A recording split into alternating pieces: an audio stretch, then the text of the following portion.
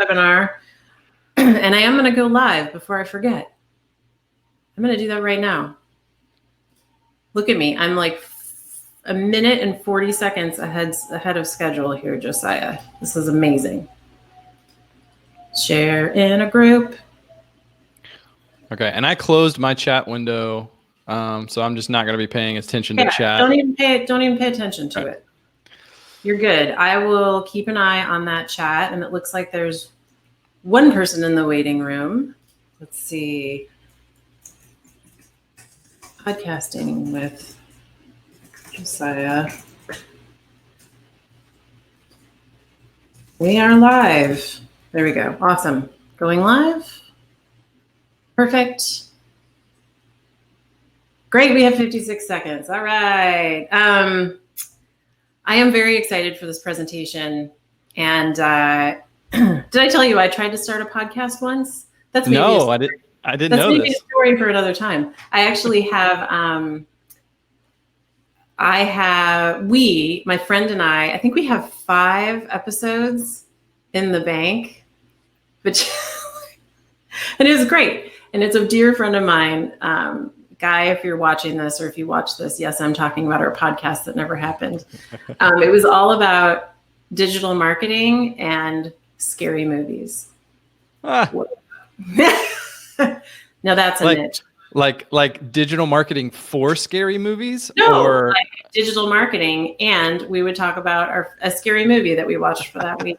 Because that's like where our interests collide between him and I. Oh, all right. Hello, whoever may be in here. I would love to see a little message from you in the chat, if you'd be so kind. I am here with the lovely Josiah Goff. He is a friend of mine. We go way back, don't we, Josiah? Way back. We bonded. We bonded in Thailand. Which sounds a little bit peculiar for some. Yeah, but yes, we spent some time together in Thailand. We were there for a digital marketing mastermind. There are stories which we shan't be sharing on the call today, but it was wonderful. Boy, I sure wish I could go back there right about now. I'll tell you what, during the pandemic. But Josiah is a fellow digital marketer, but he's also kicked off what he calls Content Heroes, which is a podcast. And I'm gonna formally introduce him in just a moment. But I do want to welcome you to the Alchemy Business Accelerator webinar series. And if you aren't watching this in the Alchemy Business Accelerator group, I'm going to put a link in the chat so that you can head over there and join that group, because I have a lot of extra tutorials and conversations that we host weekly to help you guys move and pivot your business in the age of COVID-19 and what it looks like moving forward, because our environment is very different and will continue to be very different.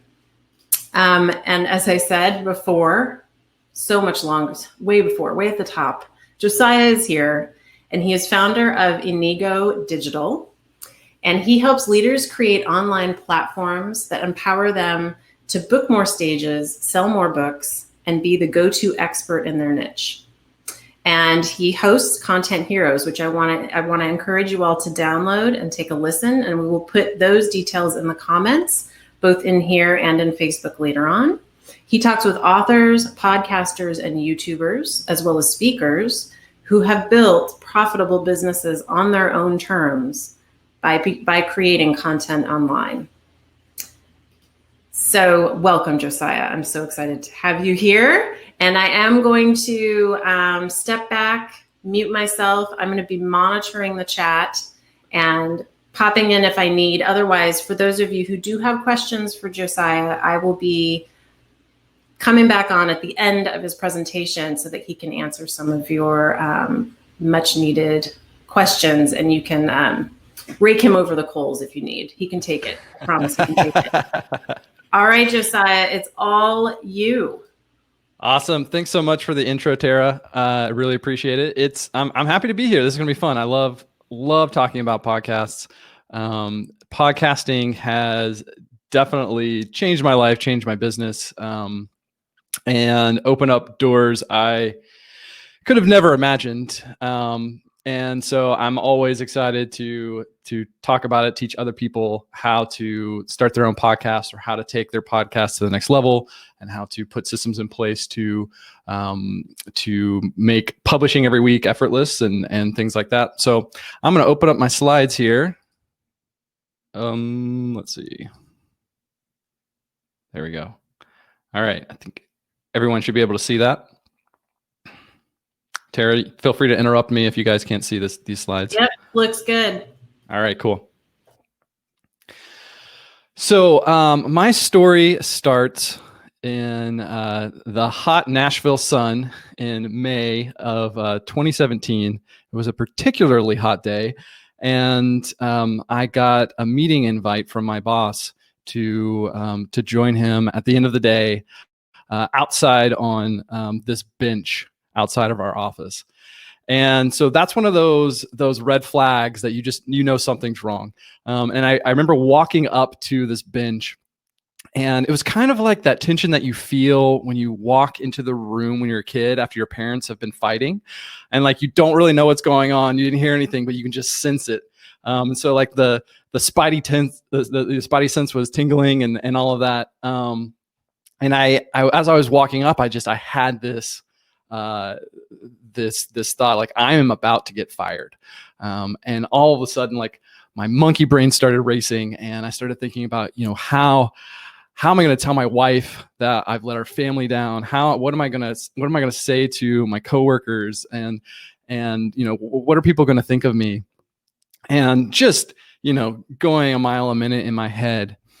And so I walked up to the bench, and I sat down across from my boss, and it turns out that I wasn't getting fired. But what he told me was that even though I was a great fit for the company, he said I was no longer a great fit for the role that I was in. And so essentially I was getting demoted. And that put me in this position where, I had worked my whole career up to this point to be in this role that I was in at this, this hip tech company, that this enviable job. And I was miserable already. But this just topped it all off. And so I took a step back, and I started to ask questions like, what do I actually want my life to look like? And when I really dug into that, I realized that the path that I was on was never going to take me to where I wanted to go. And so I had that realization one afternoon. I talked to my wife that night. She said, I've been waiting for you to come to this conclusion. Do what you got to do, because she's awesome. And I went in the next day, and I said, I'm out. I'm done. And I had no idea what I was going to do next. I had no plan. We had about 2 months of runway before we ran out of cash. I went from making six figures to nothing overnight. We had a 1-year-old, and we moved out of our downtown apartment in Nashville into my in-laws' basement in Chattanooga. And a week after that, found out we were having baby number 2. And so it was just this crazy whirlwind of a time. But what came out of that, it was one of the best decisions that I ever made. And what came out of that was I started at first doing freelancing, but then what ended up happening was I started an agency called Inigo. And if you've ever done any of this sort of client work, when you're first getting started, often you are just sort of throwing stuff at the wall to figure out what sticks. And as I was doing that over the course of the first year or so, I slowly kind of narrowed my niche down to online content creators, specifically thought leaders and people with personal brands and professional bloggers and those sorts of people who are creating content consistently. That's the core of what they do. And I recognized that I was sort of uniquely positioned to help them. And so as I was going through this process, I ran into the same issue that every agency runs into. It's like, how do we fill up the pipeline?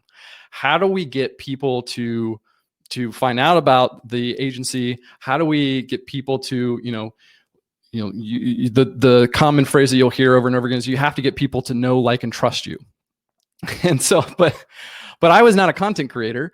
No one in this niche knew who I was. And so I'm like, but I mean, no one even knows who I am. How do I go from no one knowing who I am to people getting to know, like, and trust me?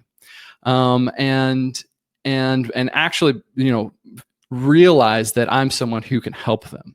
And so as I was doing all this research, which channels to look at, how to go about putting together marketing that attracts your target customer, where to find them, all of that. I came across these stats on podcasting. And one of the things that really struck me about podcasting was that 80% listen to all or most of each podcast episode. And they also listen to an average of 7 shows per week. That means that if I can put together a podcast that and do it consistently week after week, that's helping my target customer, they're going to hear me in their ears at least 30 minutes a week, every single week.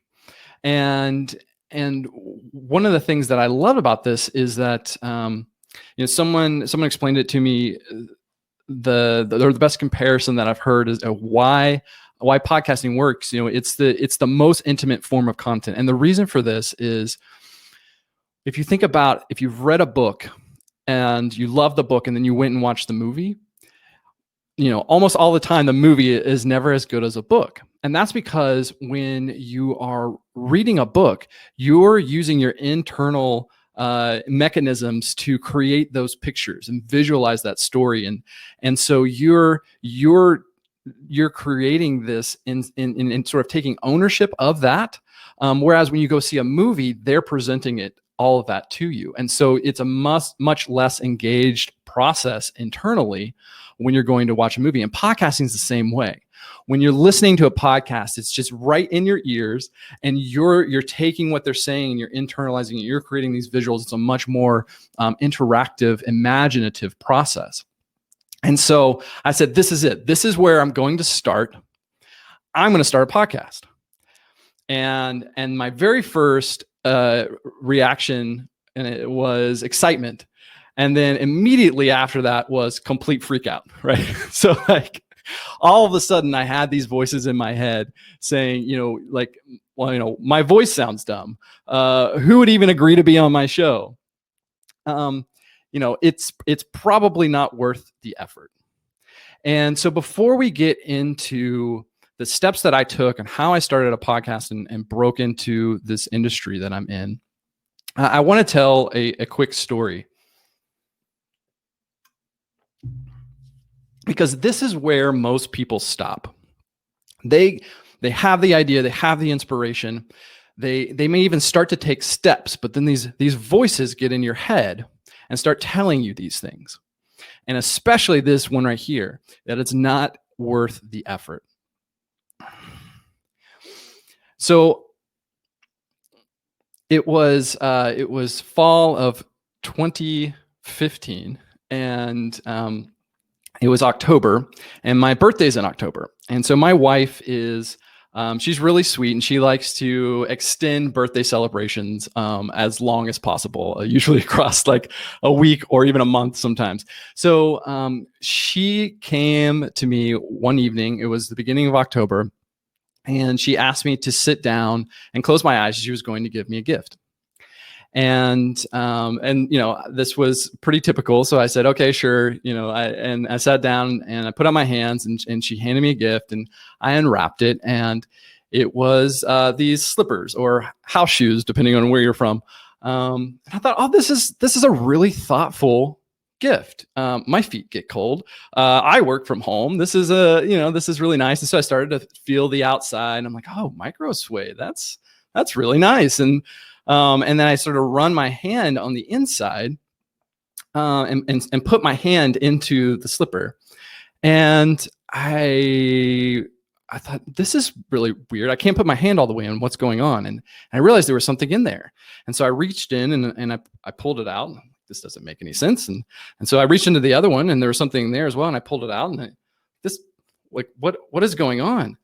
And then all of a sudden it clicked. in my head what was going on, because what I was looking at was these baby slippers, and I realized that what my wife was telling me was that we were parents, that we were having a baby. And it was in that moment, for the first time in my entire life, that I realized beyond a shadow of a doubt that I never wanted kids. And so so I had this like really big freak out moment. And kind of side note, I had no idea she was secretly recording me. And so there was this video of me eyes wide, and then she goes to hug me, and you can see, once she can no longer see my face is just like complete dread.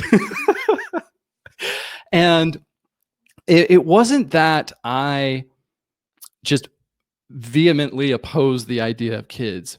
It was that the way that I grew up, I didn't have a great relationship with my parents. And so I couldn't see being a parent as anything other than a burden. I didn't it didn't compute to my brain, because of the lens that I was viewing everything through, that being a parent was anything, what could be a joy rather than a burden. And so thankfully, my wife gave me a little bit of space, and it took me a couple of months of unpacking that and really getting to the root of it and working through it. And thankfully, by the time, we went to the ultrasound where I saw him on the screen for the first time, like I was just 100% all in. And being a dad has been the greatest joy in my life. Absolutely would not trade it for anything. And it's transformed me in so many ways, and I'm so grateful for it. But if it had been up to me to choose this, I wouldn't have chosen it, because of the lens that I was viewing everything through. And it doesn't mean that lens was reality. It was the reality that I was creating. And so I say all that to say, there's a phrase that I've learned recently that has really stuck with me. And that is, the world is this way or that way because I tell myself the world is this way or that way.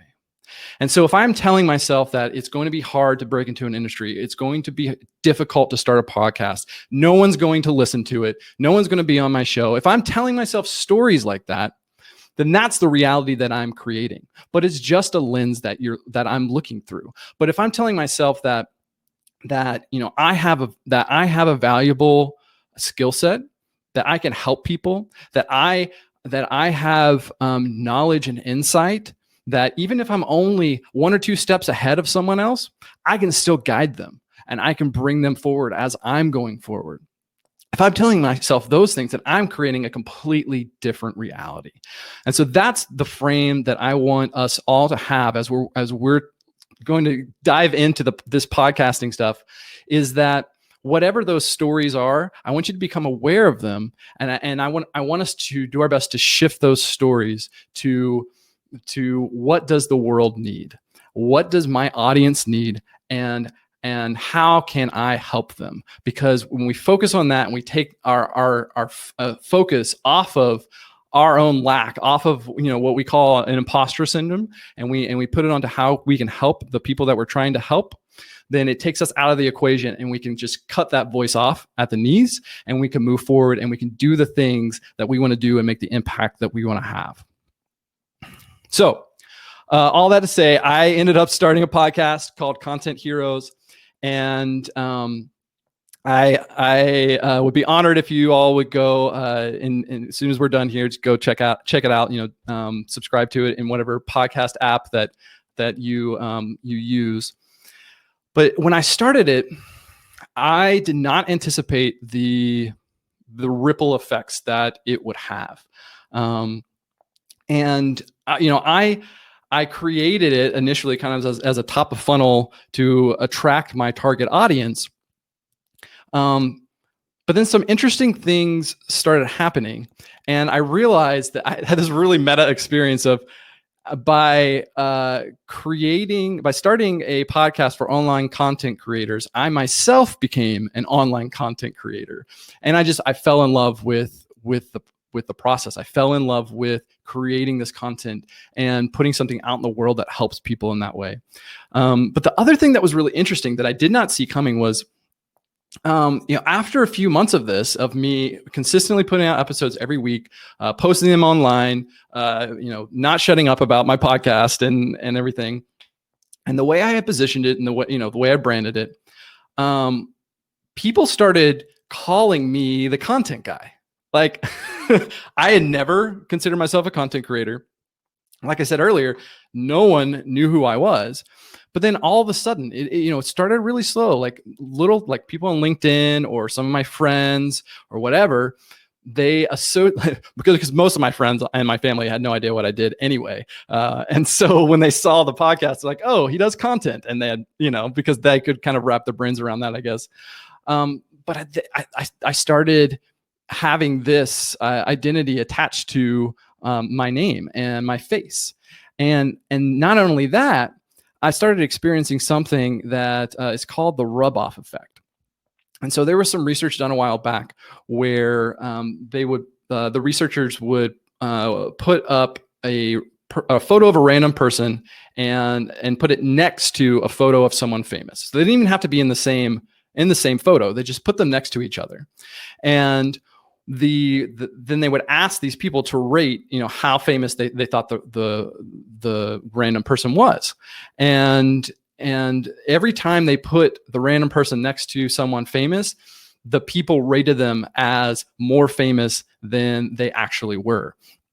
And it's a psychological effect. The way that our brains work, we're especially when we're very visual, when we see those faces together, if we know this person, if we trust this person and we see this other person next to them, then our brains automatically make that connection, and we unconsciously are more likely to trust this other person. And so this started to happen to me because when I started Content Heroes, I started it primarily as just a guest interview show. And so, at first it was just me. And then when, I started it out, I invited a handful of people that were kind of in my network. Some of them I knew well, some of them I didn't, but I kind of went out on a limb and thought maybe, hey, they could definitely deliver value to my audience. I kind of bring them on. And then those people, I would say, hey, do you know anyone else who should be on the show? And so I started getting introduced to people and bringing more and more people on. And the next thing I knew, it started to look like this. And all of a sudden, my face was next to faces who started to become more and more and more well-known in my niche. And if you're a content creator at all, you probably recognize at least one or two faces on this slide. And so now my face is next to all of these people who are really well known, who people know, like, and trust already. And so when they start to be exposed to my content and they start to be exposed to my business, they're much more likely to trust me much more quickly, which makes the whole process of going from stranger to customer that much easier and that much faster. And that's what I've started to experience as I've and it did not take very long. That's been the crazy thing about this, is that I started landing people on my show that were on my dream list within a few months. It did not take very long because of the way that I went about it. And so that's what I'm going to teach you here over these next several minutes of my whole process for how I started my podcast and how you can come in and do the same thing. Before we do that, though, I want to preface it with there is no magic bullet. Like, this is not going to fix your business. If you don't have a great offer, it's not going to fix your offer. If you're not great at building relationships, it's not going to fix that for you. If you're not great at sales, it's not going to fix that. But if you've got something that you're trying to sell, or you've got an industry they're trying to break into, and you know that you can provide value, this is a proven way to start to build yourself as an authority in that. And then you can use that status and leverage that status to build a customer base. So here are the 4 steps. Step one is build your Dream 100 list. So before you get into any of the details of actually like launching your podcast, you want to be really strategic about it. And the best way that you can start, to me, so kind of side note, because I wasn't a content creator at the time, I didn't have the expertise. I couldn't just start a podcast on content creation, and because I wasn't an authority in the space, and I didn't have the expertise. There was nothing I could really speak into that. I could talk about my solutions on the technology side of how I help content creators, but I couldn't actually talk to the content creator to solving the content like creation problems that creators have. So I realized that I needed to bring in other experts who could provide a lot of value there that I could never do. And so the first thing I did was put together a list. And it's really important that you actually get all of this down on paper or in a spreadsheet or wherever you want to keep track of it, because there's something about putting it in some sort of tangible or semi-tangible form that helps your brain start to turn it into a reality. And so what you want to do is you want to go through and find people and ask these questions, right? So the first is, who does your audience trust already? So if you know your audience, you know who you're going after, maybe you can ask some of them like who they follow, who they look to learn from, to do what it is that they do. And you can start there. And then, the same thing, like you also want to find people, it's because this isn't just about between the guest and the audience. It's also about between the guest and you, and then you and the audience, right? So you're starting to build trust with them as well. And so you want to make sure that you're also bringing on people who shares your same values and mission, who are also wanting to help the audience that you're wanting to help and solve some of the problems that you're wanting to help your audience solve. So make sure you're doing that. Asking your audience, who they'd love to hear from, and doing that research. Who are you really curious about too? Like if as you're going through and researching people, things that spark your curiosity, your audience will probably be curious about it as well, which means they're more likely to listen to them. So look for little things like that. And then look at your network. Who's already in your network? Are there any people, any experts in your network that you can reach out to, even if you don't really know them very well? Or people in your network who know people that you want to bring onto the show. Always start there first. That's exactly what I did. And I also had stories of like, I don't even know who I would bring onto the show because I don't know any like really great content creators. And then, I was just sort of scrolling through Facebook one day. I'm like, oh, wait, I met this person at this event. We didn't really talk, but we've kind of been interacting a little bit on Facebook. I'm just going to reach out to her and ask her to be on the show. And then it just kind of went from there. And then she's introduced me to other people who've introduced me to other people who've introduced me to other people, and just kind of gone on and on.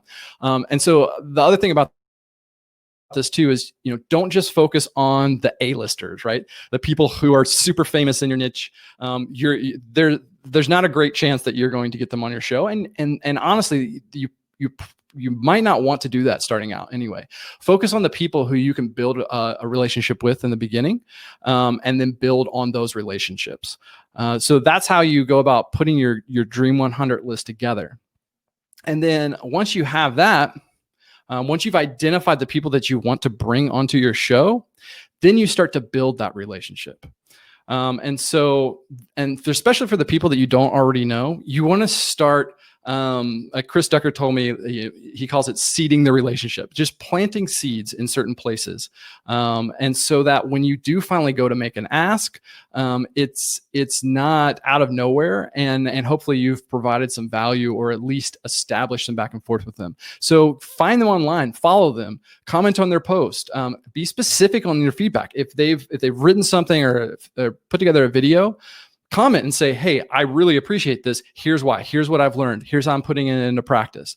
Offer subtopics you'd like to hear more about. So, if they didn't explain something, or you had questions, or there's a subtopic that you think would be interesting, say that. Hey, I would also really love to hear from you about this. If you want to put together a video about this in the future, I would love to see that. That's providing value to them, because that's helping them come up with ideas that their audience is interested in. They don't have to think about it. They're getting suggestions from you. So you're already delivering value right there. Another great thing is buy their book and then leave a review. Like authors love it. Like, this is a great way to get on someone's radar when you first reach out to them, is if you've bought their book and you can say, hey, I just finished reading your book, left you a 5-star review, real quick, here's what I learned from it. Thank you so much. I would love to have you on the show to talk about this, this, and this. I feel like the audience would get a ton of value out of that. Like, man, that is like, it's going to be hard for people to say no to that sort of thing. Same thing if they're a course creator and they created some sort of how-to content, take their course, get results, and thank them. This is called the poster board technique, and you're basically becoming a case study for them. And what that does is they're providing value to you, but you're also providing value to them, because then they can take your story and they can promote it to their audience, and it's more social proof that what they do works. And so that's another great way to start building that relationship as well. And then throughout all of this, be real, be genuine, be a human being. We all know those people who are like the skeezy networkers who, as soon as they start to walk up to you, that they're just in it to figure out what they can get out of the relationship. Don't be that person. Always come and start with value first. How can I add value to this person? And these are some really basic ways to start. And so, but always be real, be genuine, and serve from the heart. Then after you've done this, after you've kind of done this legwork, you want to make the ask. And so we'll go through, I'll show you a specific example of one that I did, but first we'll kind of talk about the elements of good ask. The first thing, and there's been a little bit, I've seen it argued both sides, but I always say be upfront with what you want at the very beginning. So I always start with, the very first thing is, would you be open to being a featured guest on Content Heroes, right? So that's the very first line. And I do that because if you're not clear about what you want up front and they don't know who you are, then if they do read your email or your message or whatever, the thing that they're going to be asking is, okay, what does this person want? They're going to be skeptical the whole way until they actually get to the ask. So if you get that way up front, then the rest of it just builds on that, and they don't have those defenses up as they're reading through your email. So I always start with what I'm asking up front, and then I show them that I'm a true fan of their work. And so that's all the stuff that we talked about a second ago. Like, if you've consumed their content, share a bit about the pieces that really resonated with you, and then make the connection between that and what your audience needs, and show them that they will bring value to the audience, and the audience will appreciate them, because what you're doing there is you're leveraging your platform to help spread their message, and you're also, not only you're creating fans for yourself, but you're creating fans for them as well. And so if you can make that really clear of how that's going to happen, then you don't have to put that on them to think through how to why would they be on your show. This is the why right here. The next thing is be clear about how you promote your episodes, or how you will promote your episodes. One of the things I did in the very beginning is when I launched the podcast, I did a giveaway of something that was very that I knew my audience would care about, and then I put paid advertising behind it. And so when I reached out to guests, I could say, hey, I'm promoting all the episodes right now with paid advertising, and I'm also doing this, and this. Like this way, you can show that you have skin in the game, that you're not just trying to get their name recognition, but you're actually invested in this. And because people don't want to be a part of something that's just going to fade away, in a month or two. And so if you can come in, you can show that you are invested, they're more likely to want to work with you. If you have other guests, if you've already brought them on and especially if you know that they know who your other guests are, definitely mention them here. Like, hey, I recently had, these people on the show. And you can even link to some of their episodes if they're more interested in that. This is where the social proof comes in to show that you're not just some random person, but if you have someone on the show before that they know, they're more likely to say yes. And then I always reiterate again the ask at the bottom in kind of a soft way of, you want to acknowledge that they are busy, that their time is valuable. And so I always say, hey, would you have time for this in the next, month or two? And say, you can even say something like, I know you've got a lot on your plate, but would you have time for this in the next month or two? If you do this well, you can create an email or a message that it's going to be really hard for them to say no to. And if they do, even if they do say no, usually it's because they're just like completely busy and they don't have time for it. And then you can always come back around and ask them again in another few months. But you also want to make sure that you keep it short, 2 to 4 paragraphs of 1 to 2 sentences, because that's also another red flag is when you get an email of just a diatribe of everything. Like no one's going to read that. So keep it punchy, keep it concise. So I'll show you an example of this that I did early on when I had Adam Preiser on the show. I said, hey, Adam, I hope you're well. Would you be open to being a guest on a podcast I recently started? And so right there, I make the ask up front. And then this was like really early on. I think I just launched. And I say, this is what it's about. It's for people who are making a living, creating content online. And I'm calling it Content Heroes. And then I said, I love getting to hear your story in Santa Monica of how you grew your YouTube channel. Because I attended an event where he was a guest speaker. And he said, and that's when we connected online. And we had been following, like we had become friends on Facebook through that. We didn't know each other.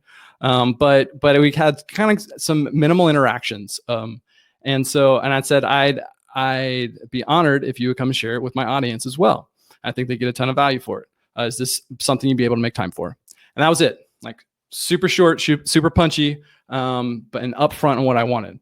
And he came back and said, normally I don't do interviews for, brand new shows, but I'm willing to do this. And he came on and it was a great episode.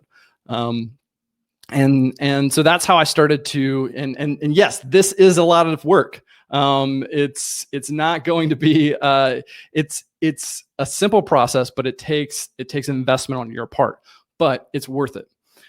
Okay. So now that you've got people agree to be on your show, the very next step is you have to make it effortless for them. And so, especially when you're starting out, you are making a big ask. And it's not a huge ask, because one of the great things about podcasting is it's pretty easy for people to show up and talk for, 30 to 45 minutes. Especially if you're doing it remotely, they already have their topics. Most people already have the topics that they've rehearsed and all of that. So it's really easy to show up, and then you're doing all the legwork. You're the one who's putting the episode together. You're the one who's promoting it and all of that.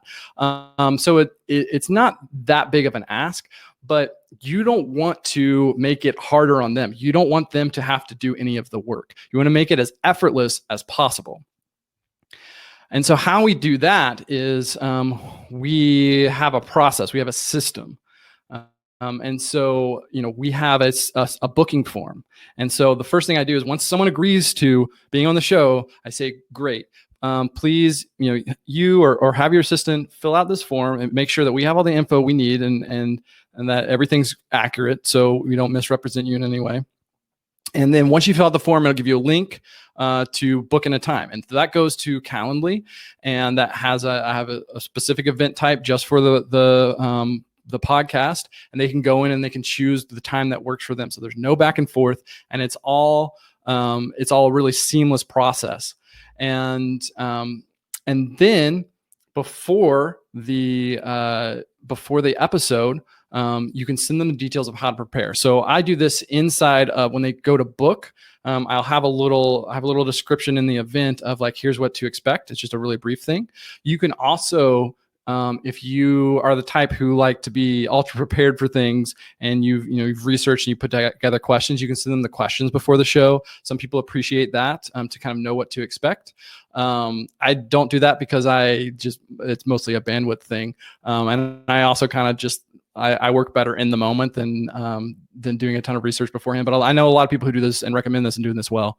And then after the show, you want to ask if you built a rapport with them, if you feel like you've built a rapport with them, ask if there's anyone else who would be a great fit for the show. Half the time they'll say they can't think of anyone, and then you can follow up in an email. But often I've had people say, yeah, these 3 people, and I'd be totally willing to make an introduction to you. And that's how, like, after the first 2 or 3 months, I've done little to no outreach for the show. And I have guests lined up for the next couple of months. And it's all come through relationship building. And then I have people who've been on the show in the past who have brought people onto like their shows or met other people, and they're like, they need to be a guest on Content Heroes, and they make the introduction without me even being involved. They're like, or asking, they're like, hey, Josiah, I want to introduce you to this person because they'd be a great fit for the show, and here's why. And another thing you can do is send them, after you've, you can either do this when you send them the email, letting them know that their show's been, or their episode's been released, or you can do it as a follow-up after the interview. But in that, you can include, whether it's like a PS or something, you can include a link to your Dream 100 list. So I have the Dream 100 list inside of a spreadsheet, and I can just send that to people. And I did this once, and they came back, and like within 30 minutes, I had introductions to like 7 or 8 people on my Dream 100 list, and every one of them came back and said, yes, I'll do it. And that's when I started to really bring people onto my show that I was completely blown away by, because I'm like, in what world would this person ever sit down and talk to me for an hour? But here we are, we schedule it, and we're sitting down, we're talking, and we're building a relationship, and we're having an amazing conversation. And then I get to take that and I get to share it with my audience and create value for people and help people grow and grow their businesses and change their lives. And like this is what I love about podcasting. And then the last thing that you want to do is you want to make sure that it's effortless for them to share the episode. So you want to create, like, we have templates for every episode. And when the person fills out the form, they upload their headshot. So we take all of that and we create unique social share images and things for every episode. And we have all that ready so that when their episode is released, we send them a link and say, here's the, here's the messaging, here's the images, here's everything you need to share with your audience. And we'll make it super simple and easy for them to do. And that's it. So one thing I do want to say here is we have one of the things I've been working on recently that I'm super excited about is I've taken my whole process for not just starting a podcast, but actually like creating episodes consistently. I have this whole production blueprint. I call it the Podcast Hero Blueprint that I've been teaching it in workshops, but now I'm turning it into a course as part of a membership program. And so with that, there will be a course called the Podcast Hero Blueprint. It'll show you how to, if you haven't already started a podcast, it'll go through in more detail everything that I did to start the podcast so that you can do the same thing and get it up and running. And then once it's up and running, you can take this system and put it in place that makes it effortless to create and publish weekly episodes so that you don't have to think about it. And you can tailor it to your specific show and your specific process. And I have the whole thing worked out and putting the course together now. The membership will launch sometime in July. But for everyone here, if you go to contentheroes.com/free, you'll get the first month for free. So right now there's a form on there where you can go and you can sign up, join the wait list, so that as soon as it's ready, I'm gonna launch with kind of a beta group of people, and you can be the first to be in that group. And you'll get the first month free. You can cancel at any time, but you'll get access to that blueprint, as well as we'll be doing some other awesome stuff. Like we'll be doing regular coaching calls where you can get on a call with me and ask me questions directly. I can help you through things and help you implement the blueprint and get your podcast up and running and become consistent with it. Because, we've talked about all the benefits and why you want to start a podcast and how to go about that process of putting all of that together. But that is honestly, that's the easy part. And it really is easy. I went through I went from concept to launch with my podcast in 3.5 weeks. And I launched with 3 episodes. And I put it off for a year before that because I had all these stories in my head of how hard it was. But it's actually really easy. So that's the easy part. The more difficult part is staying with it, staying consistent. And so that's why I call it the Content Heroes Academy. Right now we're focusing on the Podcast Heroes Blueprint. I have a lot of great plans for digging into more things down the road, like video creation and blogging and that sort of stuff. But right now we're focused on the Podcast Hero Blueprint. And in that, the big thing is that it'll help you be consistent, have that accountability, have that support, have that coaching, so that you can get a system in place so that you can publish every single week and be consistent, because that's how you grow an audience. And that's how everyone who in podcasting that we look up to, that's how they've done it. They have a system where they outlasted everyone else, and that's how you stand out in podcasting, is the long game, and it's totally worth it. So go to contentheroes.com/free, sign up for the wait list. You can also connect with me on Twitter and Instagram. And thank you all so much for showing up today and listening to me ramble for 45 minutes. And Tara, also thank you so much for inviting me into this space and inviting others to join us. This was so incredibly valuable. Thank you for hopping on here today and sharing your experience with us. I've taken so many notes, Josiah, so many notes. I think that, and I have some questions of my own for you. Yeah. And if anyone has, we have a couple minutes here. So if you have any questions for Josiah, please put them either in Facebook or in the chat here. And I'm happy to toss them Josiah's way. First of all, the rub-off effect, I totally get. Does that mean I'm going to be famous now? Because we've now been seen side by side. I'm feeling a little bit more famous. I love what you said about quenching your own curiosity, right? Like making sure that you're talking about something that you are genuinely interested in. And, that passion is going to transcend whatever medium you're using. And, you never know what kind of niche you will find when you dig into the things that you really care about and that you do find truly and genuinely compelling. The poster boy technique, which I also put fangirl technique, that makes a lot of sense. I didn't name it, so yeah. I think that comes from Brian Harris of it used to be Video Fruit, and then I don't know what he renamed his business to, but yeah. Well, it makes so much sense because you want people to know that you are in fact paying attention to what they're saying, right? And it's not all about you. It's all about helping your audience to learn more and to pull in some useful resources that they can then use right away, right? And so letting these potential guests know that you're a fan of the things that they do and you've participated and you've been able to grab those things and apply them to your business or your everyday life. I have a couple questions, Josiah. Yeah. So how many, and I think you said this, did you say you had 3 podcasts that you'd created before you launched? You just had 3 in the bank? I launched with 3 episodes. So what I did was I interviewed it's kind of funny actually. My very first interview was with my friend Nate Smoyer, and he was one of the people who really inspired me to take action on starting a podcast. And we basically we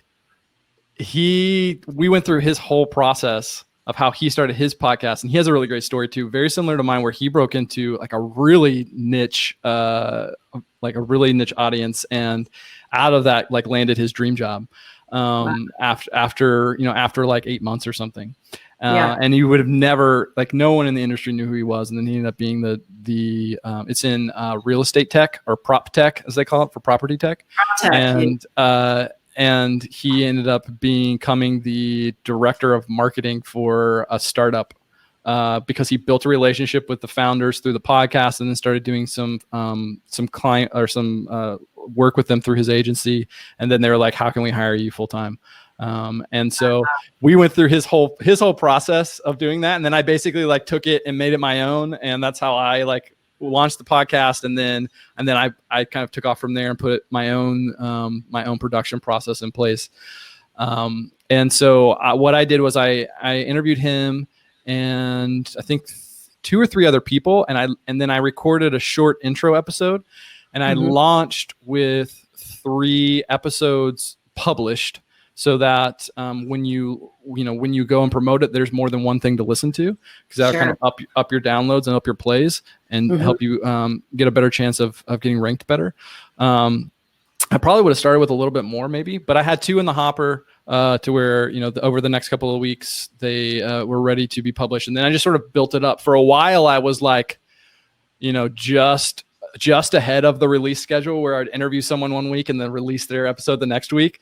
But then I started, once I started building it up, like it's been, I'm taking a short break right now because I've been focusing on putting together the blueprint and the academy and stuff. And with everything going on in the world right now, I kind of wanted those channels silent for a little bit. And so I've got 2 to 3 months worth of guests scheduled. They've already been recorded, and all I've got to do is just, finish up the production podcast and schedule them. Oh, that's incredible. Okay. So they've already been recorded. Yeah. They're done. Yeah, they've already recorded. Yeah. I've got at least 10 to 12 people that I've recorded. And you're doing video too, right? Like you're doing video in conjunction. I'm not. Okay. No, that was a choice that I made intentionally. Just a personal preference thing. I wanted to, I used to be a documentary filmmaker, so I'm very picky about video. And I knew that if I added video to my process at the beginning, I would overthink it and spin my wheels too much, and it would get in my way. So focusing just on the audio has helped me keep my process simple and get it to where like I don't have to think about it, and it's not as much work for me. And so I use Squadcast for recording, which I highly recommend. They do a video. It's like a video conference. But they only record the audio, and they record it locally on the machines and then upload it progressively in the background, so that if there's like the first time I used it, there was I interviewed someone who lives in Thailand, and the recording sounded like we were in the same room. Like it was fantastic. And if there's any kind of interruption in like the connection, it doesn't matter because everything's being recorded locally. So I don't have to worry about if they have kind of shoddy internet connection. And that's why I use Squadcast over something like Zoom. I started out with Zoom. Yeah. So I was telling Josiah when we first got to chatting that I attempted a podcast with a friend of mine. That's a whole other story. Those episodes will probably never see the light of day. But we really fixated on, like, we were doing Zoom along with, we were funneling it through Bandcamp, and like my mic is a hot mess, and it was just a thing. So I completely get how you want to strip it down and get it and really get a good handle on perfecting, or at least fine tuning that baseline process, because you're right. And I'm very much the same way. If I bring video into the mix, that imposter syndrome is going to kick in, and I'm going to find lots of ways to put it off. Yeah. I'm going to find lots of ways to distract myself, right? Even like something as simple as the little voice in your head that's like, I haven't showered in a couple of days. I don't want this recorded. Maybe I'll just reschedule. Like all of that stuff. Like those are the things that can keep us from getting off the ground. And so I wanted to keep it really simple. And man, it's so easy. Like I made my process so easy because I know how I am. I basically hacked my brain in order to make this work. Because one of the things I say is like consistency has never been my superpower. Like I've been doing this since October, so like 9 months ish. I've never done anything consistently 9 months. Like that's just not how I've been wired. But I'm able to do this because I put a system in place where I don't have to think about it, and it takes away all the energy I put into it is doing stuff like listening to the episodes and pulling out the themes and like recording the intros and that sort of stuff. That's the part that I enjoy. But then like so I use ProcessStreet for my blueprint. And as I'm putting in like their name and their email address and the link to the link to the folders and all that stuff, I'm putting all the stuff in fields in ProcessStreet so that when it comes to like the step where I send the stuff to the editor, I just click a button and it emails the editor, or I click a button and it emails the guest to let them know that their episode is live and like, or schedules it. And it's just, I take all the little stuff that makes your, like, for people like me, that makes my brain want to not do things because it's too much effort. I get all of that off my plate. Yeah. Stop in the start. Like once you kind of get into the groove and you have that autopilot turns on, it's a huge game changer. And that's why building processes, which I think creative folks, I like to say, struggle with that. And maybe I'm making an excuse for myself. I'm like, I'm an art kid. I don't do, I don't do process, but you have to. Otherwise, you're just going to get caught up in the details, and that hamster is going to spin on its wheel for hours on end. There's this story for creative people where we tend to devalue process because our creativity is kind of the antithesis of the process, and to us, our creativity is what's valuable. And so we devalue the process, but we do it at our own detriment because when we get process in place, that actually empowers our creativity. So it's like a paradox.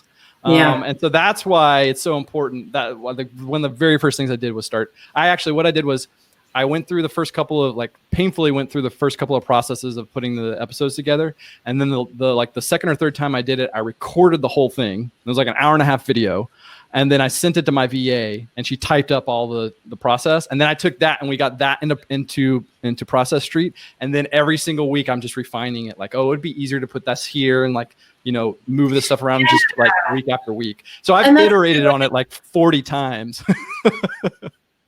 But that's a good way to think about it, right? Like when we build out those processes, when we're starting a project, we want it to be set up perfectly the first time.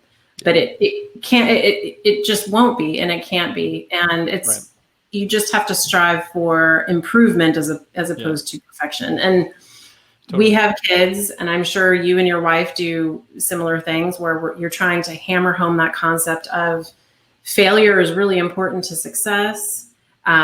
It's not about the end result, which I feel like growing up was always my obsession. It's all about what you learn along the way. It's all about digging into that process. Roseanne hi, Roseanne. She just, hey, Roseanne. She says, no such thing as perfection, and continuous improvement is a beautiful thing. And that's absolutely right. And that also speaks to what you were mentioning, Josiah, around just publish it, right? And you're never going to know unless you ask, right? So when you're approaching these folks, which the Santa Monica thing, I was there too, when you approached Adam, who's like a big YouTube guy.